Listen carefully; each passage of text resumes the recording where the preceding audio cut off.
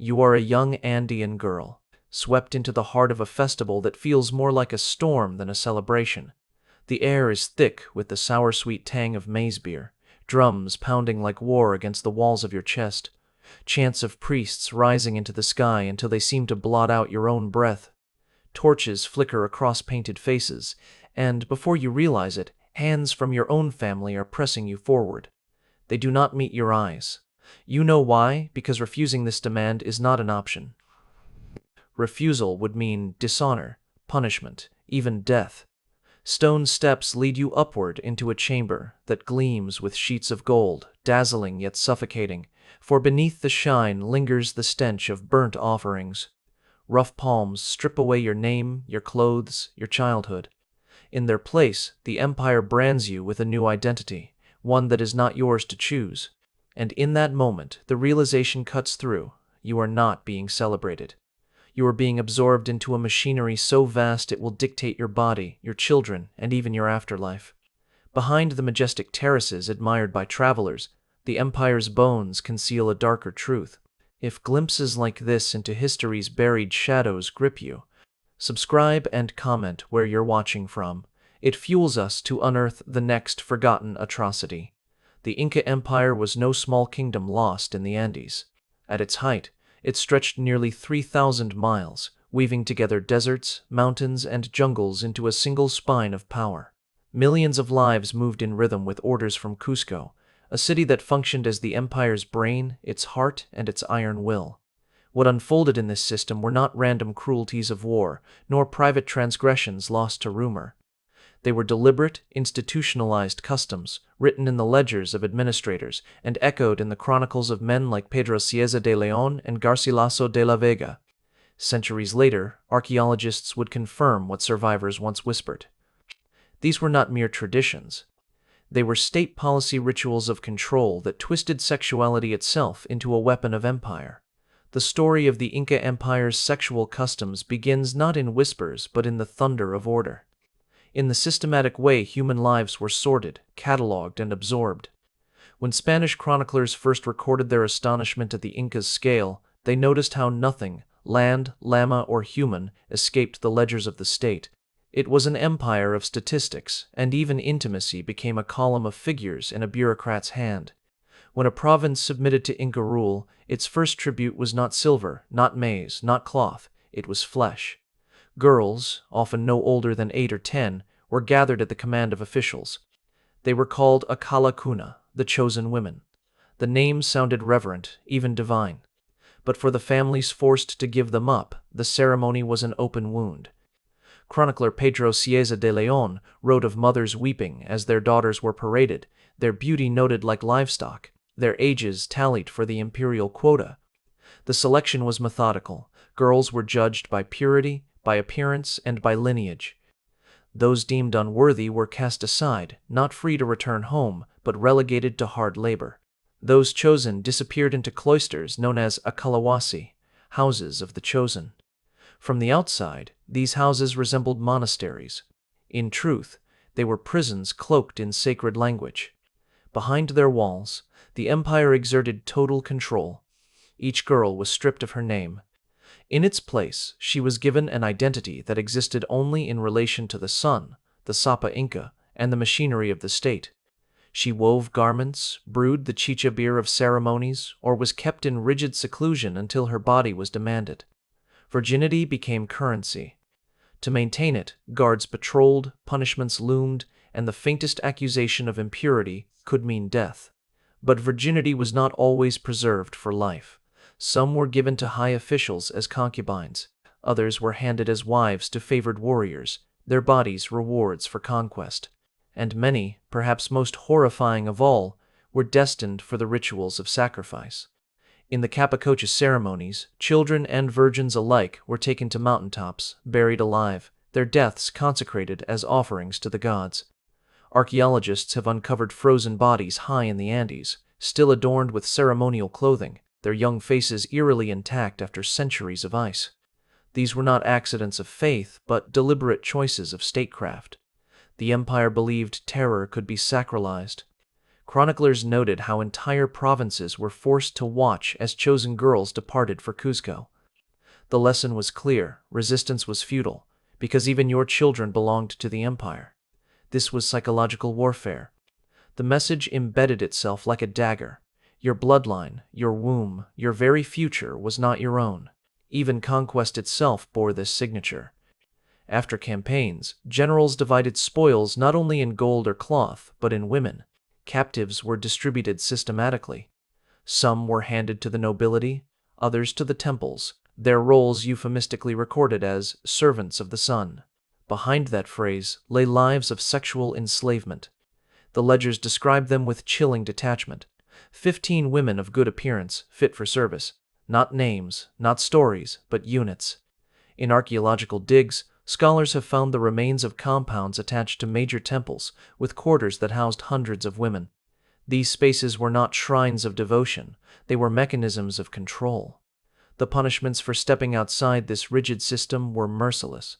Adultery, particularly among women, was deemed treasonous. To betray the empire's control over reproduction was to undermine the state itself. The laws demanded death by stoning, by strangulation, by being hurled from cliffs. Chroniclers describe public punishments staged to remind others. A wife's fidelity was not simply to her husband, but to the empire.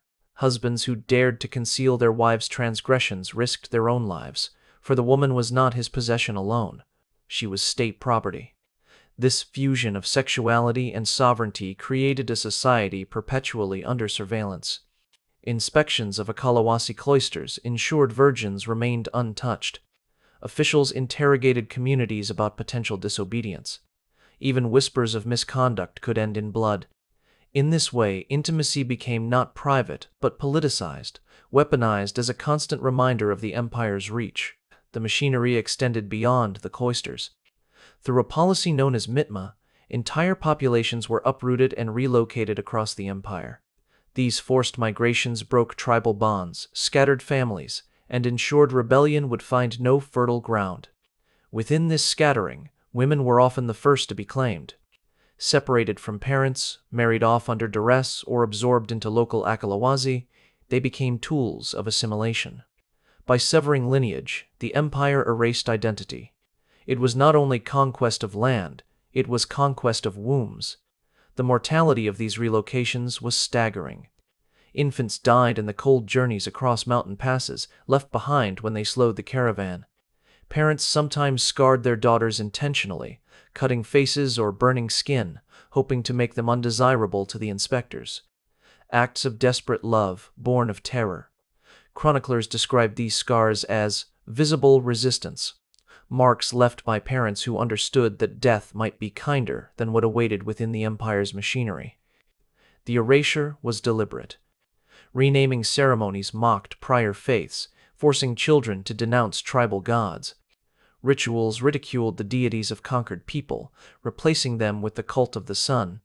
Archaeological finds reveal evidence of restraints in ceremonial chambers, metal cuffs fixed into stone walls, suggesting rituals where girls were bound, not in devotion, but in humiliation. Bones reveal malnutrition in cloistered women, their bodies sacrificed in slow, grinding ways long before death. And yet the system was dressed in sanctity. The Inca claimed these customs honored the gods, maintained cosmic balance, preserved the empire's glory. But beneath the euphemisms, the truth emerges. This was industrial-scale dehumanization. It was a bureaucracy of intimacy, where ledgers tracked not only maize harvests but pregnancy cycles, calculating fertility like livestock yields. Chroniclers noted how officials celebrated when chosen women conceived, recording their offspring as political capital. The empire was breeding loyalty, but doing so through the bodies of captives. Pause and consider this. In an empire that engineered roads across mountains and terraces across valleys, the same brilliance engineered systems of domination so intricate that entire generations were born and buried without ever knowing freedom. These were not random acts. They were policy. They were deliberate. They were systematic. The deeper one peers into the records of the Inca, the more the mask of sacred tradition slips, revealing a machinery of control that turned even love into an act of surveillance. It is tempting to believe these practices were isolated or exaggerated by European chroniclers, yet archaeology has confirmed the empire's scale. The bones on mountaintops, the ruins of Akalawasi cloisters, the patterns of forced migration all converge into one truth: sexuality was harnessed as a tool of governance. What made the system so chilling was its efficiency. Officials operated almost as accountants of intimacy. Provinces delivered their tribute of women, the way they might offer llamas or maize. Akalawasi cloisters sprouted across the empire, each one a node in a vast network that funneled girls toward labor, concubinage, or sacrifice. Chroniclers noted that the most beautiful and youngest were sent to Cusco, the empire's beating heart, while others were distributed across local temples to ensure the state's presence was felt everywhere. Inside these cloisters, the lines between piety and imprisonment blurred. The girls wove cloth not only for ritual, but for the armies. Their weaving was political. Every tunic worn by a soldier bore the imprint of a captive's labor. Their brewing of chicha, the maize beer poured at feasts, was equally symbolic, each sip reminding nobles of the empire's ability to convert innocence into power. Even in seemingly mundane work, the chosen women were repurposed as instruments of state control. Yet the most terrifying use of these women came in the rituals that blurred the boundary between sanctity and terror. The Capacocha sacrifices, perhaps the most infamous, elevated children and virgins into offerings that were both religious spectacles and political theater. Villages chosen to provide victims were both honored and traumatized. To lose a child in this way was presented as divine favor, but the silence of the victims, drugged with maize beer and coca leaves, their small bodies interred alive on mountaintops, speaks to another reality. Their deaths instilled awe, but also submission. Imagine being a parent, watching priests march your daughter away in ceremonial finery, knowing the summit would be her tomb. Such spectacles ensured compliance without a single sword raised. The brutality extended into law. Sexuality was monitored not merely for morality, but for loyalty. Adultery was framed as treason. Chroniclers describe how women accused of infidelity were dragged into public squares, their executions staged as communal lessons. Stoning, strangulation, or being thrown from cliffs all were sanctioned methods. Sometimes entire households were punished, for to conceal adultery was to conceal rebellion. The state's message was merciless: your body did not belong to you, but to the empire. To deviate from its script was to defy the gods themselves. This weaponization of intimacy was reinforced by relocation. Through Mitma, conquered populations were scattered across the empire. Families were separated, communities diluted, and women were often the first to vanish into new provinces or cloisters. For the state, this ensured no region grew too cohesive, no village too rooted in its identity. For the victims, it meant their children grew without knowing grandparents, languages, or ancestral gods. Sexual assimilation became cultural erasure. Each new union arranged by the empire diluted local bloodlines, binding them closer to Cusco's will. The psychological toll was immense. Chroniclers record parents who scarred their daughters, breaking teeth or searing skin, hoping to shield them from inspectors' gaze. These desperate acts reveal a silent war fought in households across the Andes, a war of parents against the empire's hunger for their children. Yet even these attempts were often futile. The system was too large, too methodical. Inspectors were thorough, quotas had to be filled, and resistance only risked harsher punishment. Archaeological evidence adds chilling weight. In some Akalawasi remains, scholars found architectural designs that ensured constant surveillance rooms with narrow windows, corridors that funneled movement, courtyards where every action was visible to guards. These were not convents of faith, but compounds of discipline. Bones of young women show signs of malnutrition, stunted growth, and in some cases healed fractures, indicating punishments that left scars on bodies before their final roles were decided. The euphemisms of empire cloak these horrors. To call the women brides of the sun was to disguise captivity as honor. To describe sacrifices as festivals was to erase the cries beneath drums and chants. To record them in ledgers as servants of the temple was to strip them of names, faces, and humanity. Euphemism itself became a weapon, numbing both officials and subjects to the true scale of suffering. And this system was not confined to women alone. Young boys, too, were drawn into sexual and domestic servitude, though records are fewer. Chroniclers hinted at youths of service, given to nobles, often described in vague terms. Their silences in the archives may reflect both Spanish prudishness and deliberate suppression, yet the pattern is unmistakable. No body was beyond the state's reach.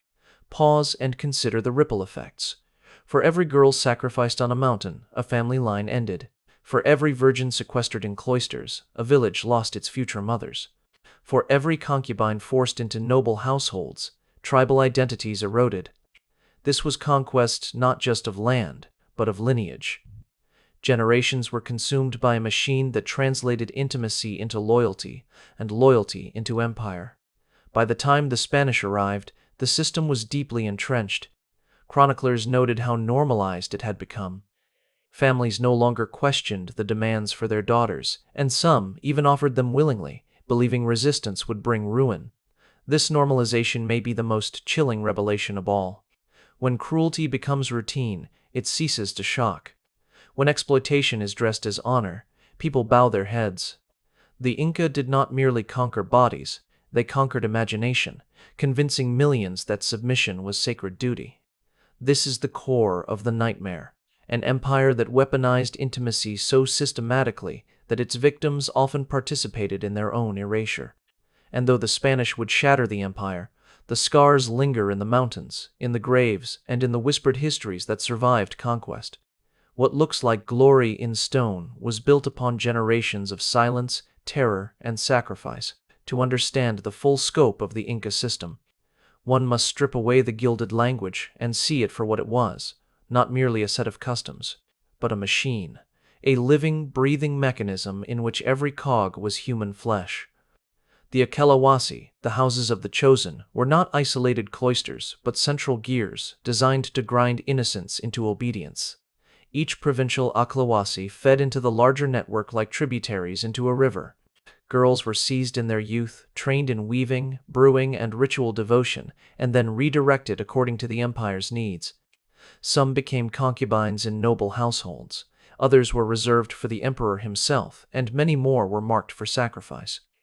In this way, the state ensured that no aspect of sexuality existed outside its jurisdiction. What began in the cradle ended in ledgers, every life accounted for. The calculations underpinning this system were chillingly precise. Officials determined optimal ages for capture, not too young to be physically useless, not too old to risk defiance. Adolescence was the prime target, the point at which innocence could be shaped and fertility maximized. Chroniclers describe quotas. Each province required to send a set number of girls annually, regardless of hardship. Failure to comply invited swift punishment. In effect, the state transformed reproduction into a form of taxation. The mathematics of sacrifice were no less ruthless. Capacocha ceremonies did not simply demand victims, they demanded the best victims. Families with beautiful, unblemished children were ordered to surrender them, their offspring considered offerings of higher value to the gods. If 10 villages were called upon, only 1 child might survive to adulthood. 9 others would be consumed by ritual, their deaths rationalized as necessary for cosmic balance. The state called this devotion. In truth, it was efficiency, one survivor legitimized by the deaths of 9. Even public life became a theater of control. During festivals, chosen women were paraded through streets in ceremonial finery. To spectators, it seemed an honor. To the women, it was humiliation disguised as glory. Chroniclers note that the spectacle inspired awe, yes, but also fear. Every family watching knew their own daughters might one day be dressed in those same garments, marked for service or sacrifice. These festivals were not mere religious observances. They were psychological operations, pageantry designed to normalize exploitation. What made the machine most terrifying was its ability to reproduce itself. Survivors of the cloisters, women who aged beyond their usefulness, were often appointed as teachers for the next generation. They drilled submission into younger girls, insisting that service to the sun was sacred, that to resist was to invite destruction. In this way, the empire weaponized its victims against themselves, ensuring that indoctrination came not only from priests and guards, but from broken voices that once cried out in protest. Trauma became tradition. The system's feedback loop extended across generations. Provinces competed for imperial favor, boasting of the purity and devotion of their chosen women. Nobles were rewarded with women as part of their estates, effectively turning concubinage into a form of tax incentive. The more women you controlled, the greater your prestige. Thus, the empire's hierarchy reinforced itself through flesh, not just gold or land. Sexual exploitation became a measure of status, embedded in the fabric of governance. By the time the Spanish encountered the Inca, this machinery had reached its peak. It was so normalized that many subjects no longer perceived it as coercion. To them, surrendering daughters was as natural as surrendering maize. That normalization is perhaps the most haunting legacy of all, for it reveals how power, when systematized, can transform atrocity into expectation. The Inca machine did not merely capture bodies, it captured imagination. By cloaking exploitation in the language of holiness, the empire ensured that victims often internalized their own oppression. A girl offered to the cloister might whisper prayers to the sun, convinced her sacrifice was divine honor. A family forced to surrender a daughter might speak of blessing, though the mother's eyes betrayed grief. This duality, belief and despair intertwined, was the empire's greatest weapon. Ritual humiliation became theater for the masses. Chroniclers describe ceremonies in which accused women charged with adultery, disobedience, or impurity were paraded before crowds. Their punishments were gruesome: strangulation before their kin, stoning in public squares, even being hurled from cliffs into gorges that swallowed their screams. These were not private acts of justice, but public spectacles meant to terrify onlookers into obedience. By equating sexual conduct with loyalty, the empire turned private intimacy into a matter of state security. The calculations behind these rituals were relentless. Officials believed fear was more efficient than swords. To preserve order across thousands of miles, they needed subjects to govern themselves through dread. If whispers spread that a cloister's virgins were inviolate, then entire villages submitted, lest their daughters be seized. If stories circulated of girls buried alive on mountaintops, then communities complied, hoping sacrifice would buy survival. The empire weaponized rumor itself, ensuring obedience traveled faster than armies. Feedback loops embedded the system even deeper. Provinces competed in their offerings, striving to present the most beautiful, the most obedient, the most unblemished children. To fail was shame, to comply was prestige. Nobles boasted of the number of concubines granted by the state, their households expanding not only in wealth but in flesh. Officials received rewards in land, titles, and women, each incentive binding them tighter to the empire's core. Thus, exploitation was not incidental. It was the bloodstream of governance. And yet, perhaps most chilling is how survivors perpetuated the cycle. Women who outlived their youth became instructors of the cloisters, their voices softened not by choice but by resignation. They taught the next generation the rituals of weaving, brewing, and submission, explaining obedience as sacred duty. The empire did not need to silence dissent, it converted it. Victims became the empire's mouthpieces, carrying the weight of trauma into the minds of children who would never question the system. Over time, this normalization seeped so deeply into society that resistance was rare. Families scarred daughters not only in secret rebellion but sometimes with resignation, believing mutilation a lesser fate than capture. Some even began to offer children voluntarily, convinced it secured protection from harsher demands. The line between coercion and compliance blurred until exploitation became woven into the very fabric of Andean life. Pause and consider the silence that follows such normalization. A world in which atrocity is accepted as duty, where terror is sanctified as ritual, where intimacy is no longer private but public property. In the Inca world, sexuality was not simply controlled, it was engineered, calculated, and converted into the fuel of empire. This is where the horror crystallizes. Not in the individual acts of cruelty, but in the realization that an entire civilization, brilliant in architecture, staggering in scope, built its power on a system that taught generations to see domination as divine order. That is the true climax of the story, when atrocity ceases to feel like atrocity and becomes the air a people breathe. Stand today on the terraces of Machu Picchu, and you will hear guides speak of engineering marvels, of stones cut so precisely they defy earthquakes, of rulers who stretched their authority across mountains and deserts. But listen closely beneath the tourist chatter, beneath the wind whistling through broken walls. There is another story. It lingers in the graves of children frozen on mountaintops, their small bodies wrapped in finery, their eyes closed forever to a sun they were told they served. It haunts the ruins of Akalawasi cloisters, where laughter was forbidden, where girls learned to weave not for joy, but for obedience. It survives in the silences of families who, generation after generation, surrendered their daughters to a system that devoured them in the name of empire. Civilization is fragile. The Inca remind us that brilliance and brutality can coexist in the same heartbeat. The same empire that carved highways through the Andes also carved childhoods into sacrifices. The same rulers who organized harvests with unrivaled precision also organized wombs into quotas. Intimacy, what should have been love, choice, tenderness, was converted into a weapon, wielded not by individuals but by a state that saw no boundary between public power and private flesh. These scars do not vanish with conquest. The Spanish may have toppled the Inca, but the echoes remain. Archaeologists uncover the bones, chroniclers preserve the whispers. Trauma seeps through memory, lingering in cultural fractures, in the haunted silence of ruins.